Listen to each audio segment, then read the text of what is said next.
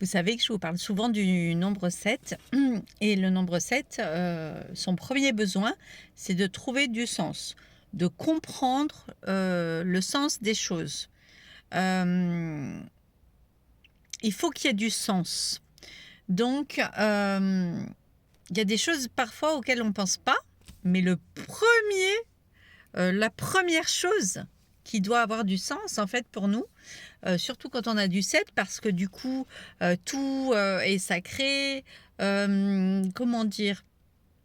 Il y a une certaine ouverture de foi, la spiritualité ou pas du tout, ça peut être complètement bloqué, mais en tout cas, il va y avoir une quête, de sens, un besoin de comprendre et cetera et dans ce cheminement, au fur et à mesure justement qu'on avance, il y a une chose essentielle sur laquelle on revient, c'est juste déjà la quête de sens, le comprendre de pourquoi on vit, pourquoi on est incarné ici sur cette terre, ce qu'on appelle l'incarnation.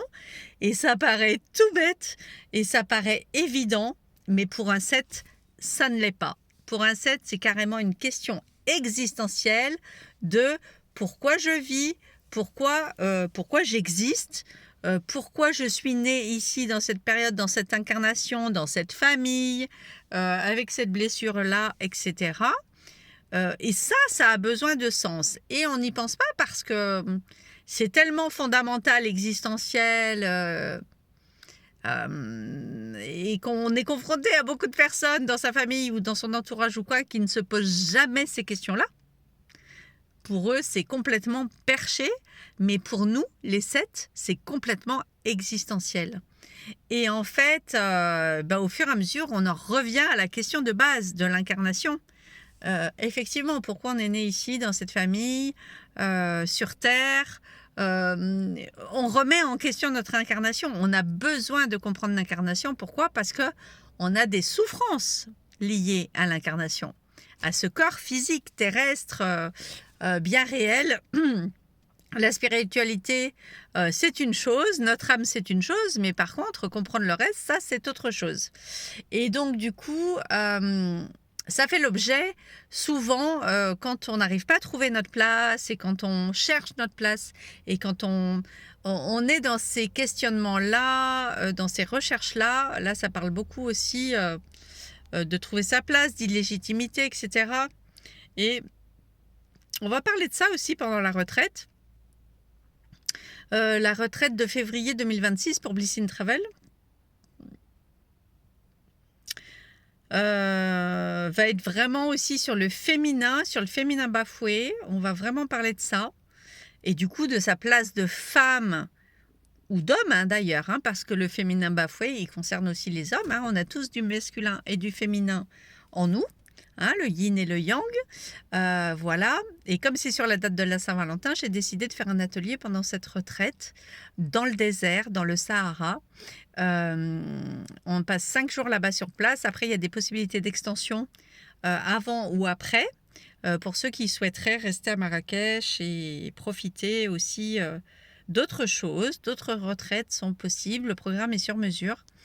Mais pendant le voyage dans le désert, on va être bien connecté justement, bien ancré, les pieds dans le sable, comme on dit, on va bien se relier à l'élément terre et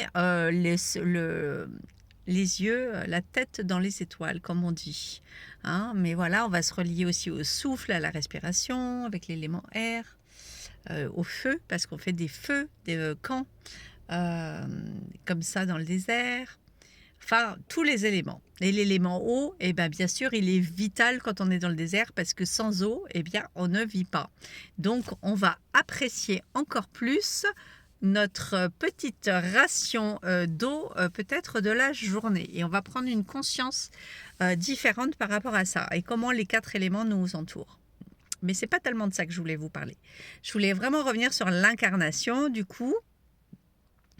Et ce besoin de comprendre. Et il y a un besoin essentiel qu'on découvre qu'au bout d'un moment, en fait, c'est le besoin essentiel de comprendre de pourquoi on est là. Pourquoi quel est le secret de notre incarnation? Voilà. Comme je vous disais, beaucoup de gens ne se posent pas cette question, mais il y a beaucoup de 7 par contre qui se la posent.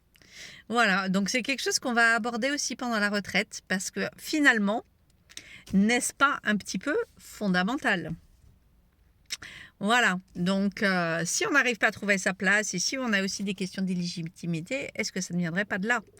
Parce qu'on a besoin de mettre du sens, parce que parfois on n'est pas né là où on voudrait, dans la famille qu'on voudrait, où on se dit pourquoi tant d'incompréhension, pourquoi tant de solitude, de souffrance, etc. On peut être dans une famille de plusieurs personnes et se sentir complètement solitaire et incompris de notre propre famille.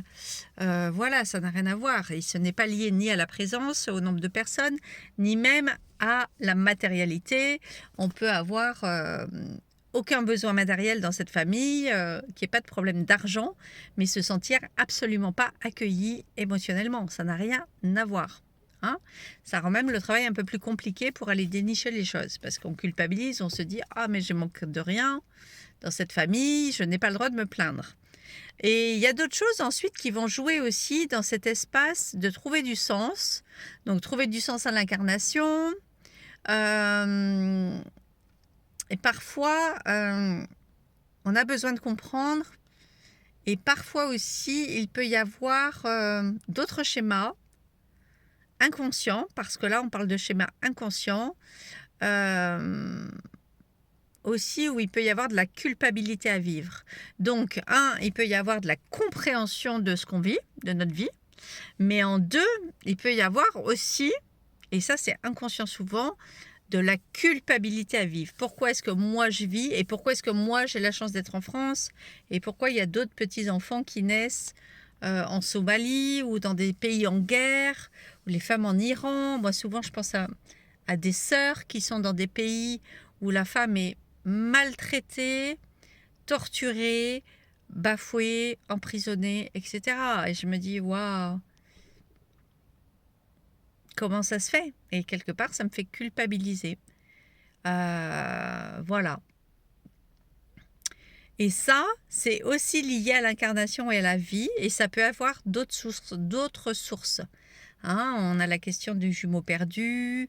Il y a plusieurs choses qui peuvent avoir. On peut avoir un karma familial, et ça peut être du transgénérationnel. On peut porter plein de choses différentes en fait, hein, qui peuvent aussi créer de l'autosabotage, voire même de l'autopunition. Si on ne donne pas de sens à notre vie, si on n'arrive pas à trouver le sens à notre vie, et si on ne sort pas de la culpabilité aussi de vivre. Voilà, ça c'est tout un sujet énorme, mais primordial, et c'est quelque chose qu'on abordera dans la retraite et que je vais pouvoir aussi proposer en atelier. Toutes ces questions sont complètement liées au nombre 7, au 7 et au 9 pour la culpabilité, le 7 pour les besoins de vérité, pour le sacré, voilà, et le 9 pour tout ce qui va considérer aussi les vieilles âmes, la sagesse, mais aussi la culpabilité, parce que le 9 et la culpabilité, c'est un gros travail.